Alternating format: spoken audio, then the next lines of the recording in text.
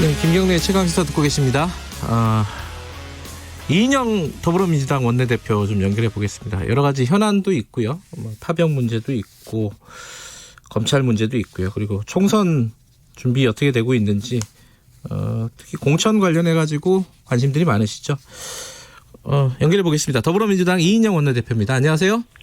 네, 안녕하세요. 네, 파병 얘기부터 좀 여쭤봐야 될 것 같아요. 네. 어제 발표가 있었고 일단은 국회 동의가 필요 없다고 얘기를 했습니다. 이게 맞는 건가요? 그 지난 연말에 통과시켰던 네. 파병 비준 동의안에 예. 유사시에 우리 국민에 대한 보호 활동을 목적으로 할 경우에 네.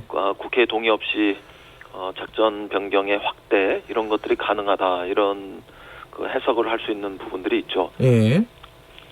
따라서 지금 호르무즈 해협에서 지나가는 선박 상선과 우리 국민의 안전을 보호하기 위한 활동 이런 것들이 요구되고 있고 그런 측면에서 또 다른 한편에서는 미국의 파병 요구가 있습니다만 이란과의 외교적 갈등을 첨예하게 만들지 않고 해결할 수 있는 지혜로운 선택이었다고 저는 평가합니다.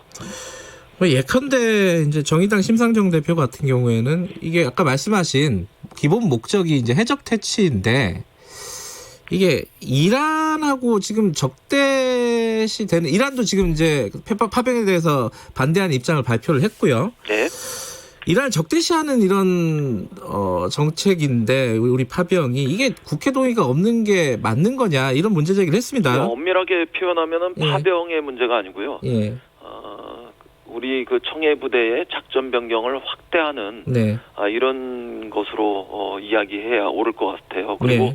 이전에도 이전에도 보면 리비아에서 한 두세 차례, 네. 그리고 예멘이라든가 가나라든가 이런 곳에서 우리 국민과 네. 또 그 선박의 안전 보호 이런 것들을 위해 가지고 작전 변경을 좀 이동해서 네. 자기 업무를 수행했던 이런 사례들이 있기 때문에 네. 저는 본래의 목적에서 크게 이탈하지 않았다 이렇게 평가합니다. 네.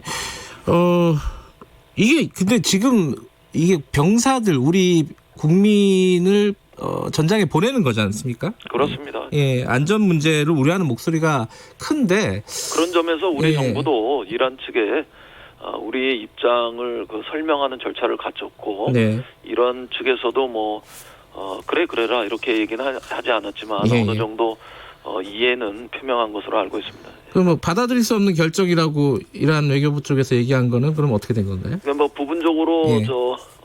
아라비아 마늘, 페르시아 마늘에 대한 그 지명을 잘못 알고 그렇게 얘기한다 이런 식의 반발이 있었다는 보도도 저는 봤습니다만 네. 그러나 그 반발의 강도는 이해할 수 있는 수준 아니냐 이렇게 판단합니다. 그 마지막으로요. 그 국회에서 그래도 좀 절차적으로 이게 세심하게 그 병사들의 안전이 보장되는 작전인가 이런 부분들 좀 따져야 되는 부분 아닌가요? 네, 국회에서도 네. 우리 병사의 안전과 관련한 문제들에 대해서 네. 정부와 논의할 필요는 있다고 생각하고요. 네. 또 수시로 정부도 국회와 네. 소통하면서 이 문제에 대해서 지혜롭게 대처해 나가길 바랍니다. 네, 알겠습니다. 이 부분은 3부에서 또 다른 인터뷰가 예정이 돼 있으니까요. 마무리하고요. 검찰 얘기도 현안이니까 간단하게 좀 여쭤볼게요. 네. 지금 직제 개편이 통과가 됐고요. 예. 중앙 간부 인사가 진행이 될 건데 이게 윤석열 총장이 중앙 간부 좀 유임을 해달라는 의견을 냈습니다. 이게 어떻게 진행이 될 거라고 예상을 하십니까? 검찰총장이나 인사권자인 법무부 장관 그리고 대통령께서 네. 서로 자기 위치에서 자기 역할을 충실하게 하면서 네. 조화롭게 문제를 해결할 수 있다고 생각합니다. 네. 윤 총장 입장에서는 수사의 연속성을 강조할 수밖에 없겠지만 또 네. 법무부 입장에서는 검찰 개혁 법안 통과에 따라서 직제 개편 수요가 있는 만큼 그에 따른 새로운 인사 수요를 감안해서 판단하리라고 생각합니다. 예. 그런데 지금 최근에 간부 검사장급 인사에 있고 나서요. 검찰 내부에 좀 불협화음이 좀 있습니다. 상갓집에서 고성 지르는 이런 사건도 있었고요. 이 부분이 사실은 새로 부임된 간부들이 수사를 사실상 방해하고 있다. 뭐 이런 부분이라는 거예요. 지금 여당에서는 이걸 항명이라고 얘기하고 야당에서는 조국 봐주기가 문제다 이렇게 얘기를 하고 있습니다. 이 입장을 좀 말씀을 해주시죠. 권한을 가진 사람이 자신의 직책에서 네. 어떠한 법과 원칙에 따라서 판단을 하고 또 적용을 할 것인가의 문제는 좀 별개의 문제입니다. 네. 그보다 더 우리 국민들이 걱정하는 것은 네.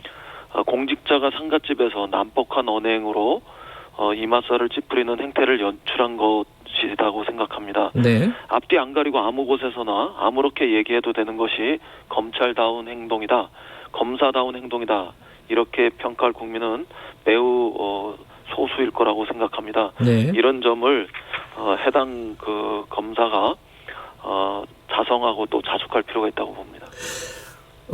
야당 자유한국당에서는 이 심재철 대검부장이 조국 전 장관을 사실상 봐주게 하고 있는 거 아니냐 이래가지고 뭐 특검 추진하겠다 이렇게 얘기를 하고 있는데 여기에 대해서는 어떻게 생각하세요? 특검을 할 만한 사안이다 이렇게 보기는 어렵다고 생각합니다. 네. 오히려 지금은 검찰 개혁이 입법 과정으로 마무리되는 이런 상황에서 네. 국회의 손을 넘어서 정부가 검찰 개혁 입법 이후에 실질적으로 검찰 개혁에 네. 착수하는 과정에 대해서 국회가 관심을 가지고 지켜보고 때로는 잘못하는 방향으로 검찰 개혁이 이루어질 거에 대해서 네. 그것에 대해서 비판을 할 수 있는 이런 과정으로 지켜봐야 될 것 같습니다. 근데 이번 직제 개편이나 앞으로 인사 때문에 조금 전에 우리 박용진 의원 같은 당 더불어민주당 박용진 의원과 인터뷰를 했었는데요. 삼성 수사 같은 것들이 좀 차질을 빚는 거 아니냐 이런 우려를 하는 거예요. 이 부분은 동의하시나요? 그래서 어떤 경우에도 네. 검찰은 자신의 편견이나 혹은 사회적인 편향 이런 것들과 결별하고 네. 법과 원칙에 따라서 수사에 임하고 또 충실한 수사 결과로서 국민 앞에 답을 하면 된다 이렇게 봅니다. 그러니까 박용진 의원 같은 경우는 이제 검사들이 바뀌니까 직제 개편이나 인사 때문에 삼성 수사 1년 동안 하던 박용진 의원의 예. 이야기에 대해서 제가 왈가왈부할 문제는 아닐 것 같습니다. 그런 우려에 대해서요. 삼성 수사 같은 것들이 좀 차질을 빚는 거 아니냐. 지금 아직 마무리가 안 된 상황인데. 그래서 제가 좀 전에 대답드렸습니다만 네. 검찰은 법과 원칙에 따라서 누가 어떤 수사를 하느냐보다도 더 중요하게 검찰의 이름으로 네. 법과 원칙에 따라서 정의롭게 수사를 하느냐 네. 이 과정에 대해서 우리 국민이 지켜보고 있고 그에 충실하게 대답하면 된다 이렇게 말씀드리겠습니다. 알겠습니다. 총선 얘기 좀 해볼게요. 최근에 당 지지율하고 대통령 지지율 좀 떨어졌잖아요. 이게 지지율이 올랐다 내렸다 하는 거지만 최근에 좀 떨어졌습니다. 이게 지금 검찰에서 벌어지고 있는 좀 불협화음, 세습 공천 문제, 여러 가지로 해석하는 사람들이 있습니다. 어떻게 보고 계세요? 원내대표로서는? 몇 가지 요인들이 복합적으로 일시적으로 집중되었는데요. 예. 그런 거 이전에 우리 국민들이 체감할 수 있도록 네. 경제와 민생의 활력을 되찾는 것이 더 급하고 중요한 문제라고 생각합니다. 예. 민주당이 여러 가지 이슈들에 대해서 안정적으로 네. 집권 여당답게 대응할 필요가 있고요. 네. 무엇보다 총선이 왔다고 그래서 정치적인 이슈, 그다음에 또 책임질 수 없는 공약 이런 것들을 남발하는 것보다는 네.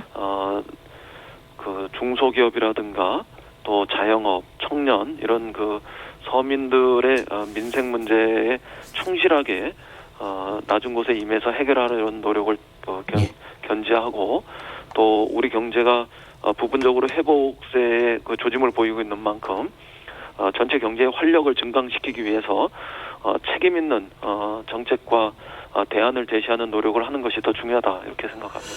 좀 구체적으로 하나씩 좀 여쭤보면요. 예를 들어서 이제 문희상 국회의장 아들 문석균 씨요. 여기 이제 의정부 갑인데 여기는 이제 전략공천으로 지금 지정을 하지 않았습니까?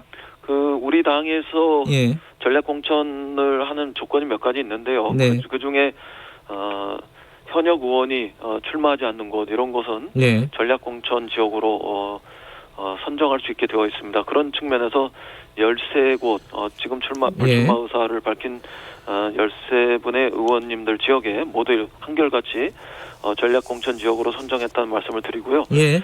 지금 문석균 그 부위원장을 비롯한 특정 인물과 또 특정 지역에 대해서 어떻게 한다 이런 것과 관련해서 구체적인 논의를 전개하고 또 결정된 바가 없기 때문에 아직은 답을 드릴 수 있는 부분들이 없습니다. 김혜영 최고위원하고 저희들이 어제 인터뷰를 했었는데요. 네. 이 세습은 좀 문제가 있다. 지역구 세습. 글쎄요. 그 문제는 우리가 집중적인 논의도 하지 않았고 결정된 바도 없기 때문에 네. 현재로서 드릴 수 있는 말씀은 없습니다. 논의를 할 예정도 아직까지는 없는 거고요. 글쎄요. 공천 과정이 본격화되면 네. 그런 과정에서 한번 판단할 시점은 오리라고 생각합니다. 예. 그리고 선거 관련해서요. 이 지금 자유한국당이 미래한국당 만들었잖아요. 이제 만들고 거의 이제 상당히 가시화됐는데 이 부분 걱정이 안 되십니까? 이 박지원 의원 같은 경우에는 이게 좀 속된 말로 죽 서서 개 주는 꼴이다. 뭐 이렇게 표현을까지 했어요. 네. 그 여당 입장에서 걱정이 많이 되실 것 같아요. 이 부분 어떻게 생각하십니까? 우선 연동형 비례대표제가 도입되면서 네. 단독으로 과반수를 획득하는 정당이 만들어지는 건 쉽지 않게 되었습니다. 네. 우리로서는 단독으로 과반수 여당이 되어서 국정 운영의 안정성을 획득하고 싶었지만 더 장기적으로 우리 정치의 대결과 갈등 구조를 넘어서 조금 더 양당 중심의 구도에서 다당제 구도로 전환할 때 협치와 합의제 민주주의로 전진할 수 있는 가능성이 있다 이렇게 생각해서 대의에 따라서 연동형 비례대표제를 수용했지 않습니까? 네. 그럼에도 불구하고 이런 취지를 한 방에 무력화시키고 네. 연동형 비례대표제의 좋은 취지를 근저에서부터 뒤흔들 수 있는 그런 위험한 수를 자유한국당이 쓰고 있는 거라고 생각합니다. 이런 경우에 자칫 그 지역구에서 저희들이 압도적으로 일당이 되었음에도 불구하고 역으로 비례대표제의 그 꼼수에 의해서 자유한국당의 꼼수에 의해서 비례대표제 특히 연동형 비례대표제를 우리가 한석도 얻지 못할 경우에 비례대표제의 의석 차이 때문에 일당의 지위가 뒤바뀐다면 그거는 절대로 바람직하지 않고 불행한 상황이라고 생각합니다. 더 나아가서 민주 진보 진영이 연합으로 과반수 획득에 실패한다면 그건 재앙적 수준일 거라고 생각합니다. 이런 상황에 대해서 우리 국민들께서 현명하게 판단하시고 좋은 지혜를 내어주셨으면 좋겠다 이렇게 말씀드립니다. 민주당에서는 미래한국당 같은 위성정당은 여러 차례 밝히셨지만은 전혀 고려하지 않고 있는 거죠 지금?